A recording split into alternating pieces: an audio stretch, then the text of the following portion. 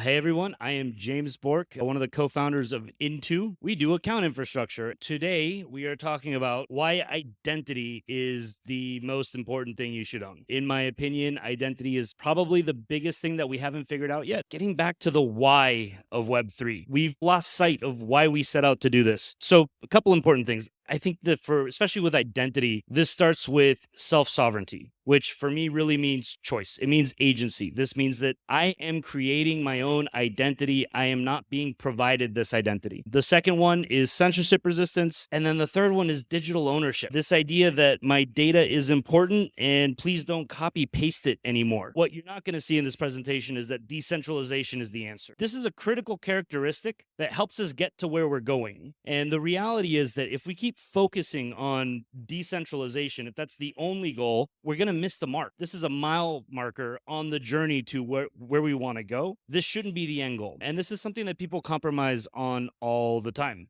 Right? Oh, we're going to build this project. We're going to introduce all of this Web 2 stack. And then once we have users, we promise we're going to decentralize, right? There's no reason to decentralize later. We need to focus on this being a characteristic and not being just the end goal. The last thing on this, the reality is that we keep imitating Web 2 experiences. And in doing so, when we forget the why of Web 3, we're losing the reason that it should be better, right? If you're losing the agency, if you're losing the self-sovereignty, if you're losing the censorship resistance, you're just imitating the radio, but you don't have broadband internet yet for your Spotify, right? We're not quite there yet. Getting back to like the OG goals of Web 3, and this is like the first flavor of Kool-Aid that we drank. This is kind of why we set out way back when. This is back when blockchain was still a hype word and we had to start introducing things like cryptocurrency and DLT just to like get away from the mainstream media. Goals included things like financial inclusion. My money is really unstable and mercurial and I don't like it, so we need an alternative. Things like better organizations of communities. We haven't had such an ambitious DAO project since 2016, right? Most importantly, I think digital ownership through digital unique assets. This was what it was supposed to be before they were JPEGs, right? We were talking about the deed to your house, the title to your car, things that really mattered, data that you did not want to copy and paste. We've really done very little with this, I think, since we started. And the last one, preservation of human dignity. I know that this, probably kind of a loose, fuzzy one, but I should be able to buy my 3-year-old goddaughter a bathing suit with watermelons on it and not have to worry about being advertised grown-ass women wearing bikinis that are in the shape of fruit, right? The internet shouldn't feel gross, but it kind of does right now, and this all comes back to identity. Identity is the only way to get there, but if you can't define who you are, then you're letting other people do it for you. And I think the most important thing that I hope you walk away from this little presentation today is that it's all about choice. It's all about empowering end users, empowering the next generation of humanity on the internet, our digital lives, to have a choice. And it's not just UX. That's not enough. It's got to be, there's got to be more value added to it. For human rights, like last night we were actually sitting here, we we're talking about the right to privacy. The reality is that like the concept of human rights is historically relatively new. And in the past 100 years or something, this is something that we have relied on authorities to provide for us. So it's very easy to be comfortable in Web 2 with organizations providing you with, I don't know, digital human rights. But the reality is that Web 3 was really a reaction to this. And the idea was that instead of somebody telling me who I can be, it's I'm going to reach out and I'm going to grab some statistically impossible number, and this will become the foundation of my identity. This will become who I am and how I identify to other things. And so if we lose that part of it, right? If we lose the ability to create my own account, we're really forfeiting what was supposed to be one of the major components of Web3. So what is an identity? Let's get a working definition going. This is going to be a little bit boring, but it's network addressing. We take it for granted that in the internet today, you're assigned an IP address. They just give you an identity that you use to identify to the rest of the network. Web3, the whole point was I can create my own. I don't need to rely on a service or an authority to go ahead and connect and interact with the rest of the network. The second, it should be publicly static. I say publicly static because in order to get the longevity bit, we actually have to be able to change our private keys. Your bank will ask you to change your password every 6 weeks. Whether you do it, it's up to you. But the longer a secret has been in use, the more likely it's been compromised. So our public facing side needs to be static, but our private side, our secrets, our passwords, those need to change over time. It should be practical. The credentials should be composable. Your identity is static, but the way that you identify yourself to different organizations is composable. When you walk into a bar, I have to show an ID that says I am over 21. I can't leave the country with my driver's license. I need a passport for that, right? That's an additional credential. I can't walk into a bank with a library card and walk out with a mortgage. They're looking for different information. Right now in Web3, we're doing one size fits all. That's not going to work. You can't have one wallet, one general purpose experience with one credential, which is your private key to connect to everything else, right? We're talking about, same thing with the credit card. You don't want to give that when you walk into the store.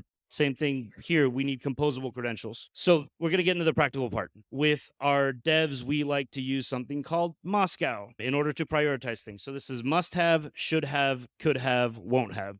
I'm not an engineer. I'm not a dev, but I find this is a really good way of kind of segmenting into what it is that we're actually talking about. So let's start with the must haves. Things that we cannot compromise on. First one is individuals actually creating accounts.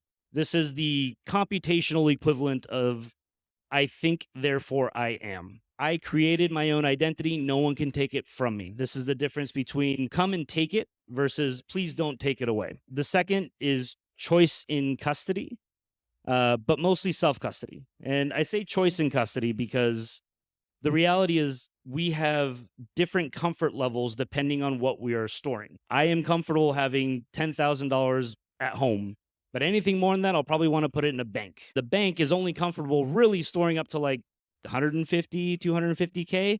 At that point, even the bank is like, guys, we need the government. I want someone else to step in and cover my ass if something goes wrong. So the reality is when it comes to your identity, when it comes to accounts in Web3, we should be able to customize that based on what the requirements are. Availability, it shouldn't go through a service, right? You should be able to connect to this independently. Yes, you can use other services like Infura, but you should always be able to do it on your own, right? It's this ability to run back home and do this independently, self-sovereign. Resiliency, no single point of failure. That means APIs are kind of anti-Web3. RPC points are a challenge. It's a reality, but again, you can always run home. Longevity. Security. You should be able to use this for a decade. If you're investing in an identity on Web3, but it's only good for 2 years because you cannot change your private key, this will not work. And last is compatibility. No more walled gardens. Should haves. Convenience with an acceptable compromise, right? This is all now about distributing risk. So when I'm saying convenience, think like your Face ID. I am totally okay with the idea of people using a Face ID to create a Web3 account. I'm not okay with Face ID being the only way to identify yourself on Web3. You don't want to give your identity back to an authority. You don't want it to go back to Google, to Apple, to Facebook, etc. Composability would be fantastic. Privacy when appropriate, not just for criminals. We all want to be able to shop in private, be anonymous. That is something that we desire as a right. The ability to choose for other people to subsidize your payments. Paymaster is a fantastic concept, but it cannot be required. Distributing risk, including trusted third parties. This is, again, like your bank. And realistically, it should be ultra low bandwidth. You should be able to do this on your phone. It should work in a developing country, right? You shouldn't have to have a cutting edge, leading edge 5G network plus, the latest iPhone, latest Android, whatever, in order to identify yourself to this network. Then the could haves. Reputation be fantastic. Right? It would be awesome if I could have that tied directly in at an infrastructure level, not as a service. It should be backwards compatible. Would be super nice, right? I can log into my Google Docs or some future version of it without requiring, to actually go through that authority. Subsidizing payments anonymized, again, could have.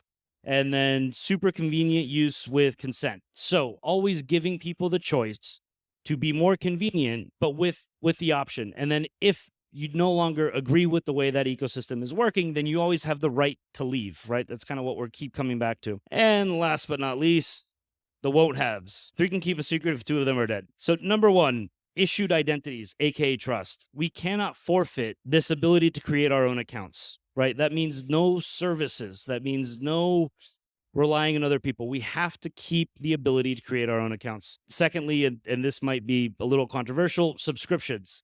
I am tired of seeing subscriptions in Web3. It is fundamentally in conflict with our ethos. Subscriptions work because you can be turned off if you do not pay, right? I no longer pay for Netflix. I no longer enjoy the TV shows that I want to see. If Web3 is truly self-sovereign, if it is truly independent, that means it cannot be turned off. That means the subscription does not work. The reality is that we've spent all of this time and effort inventing programmable internet money, but we're not using it to capture value in our projects. Subscriptions will not work in Web3. High cost maintenance overhead, incentivizing an entire network to perform one task is ambitious, right? We should be building infrastructure that is commoditized, that is public. We should be leveraging the fact that we're sharing all of these different resources as a community. Walled gardens, the ability to leave. You do not create an identity and then just stay in one place. You should be able to take that with you. I created this identity for a game.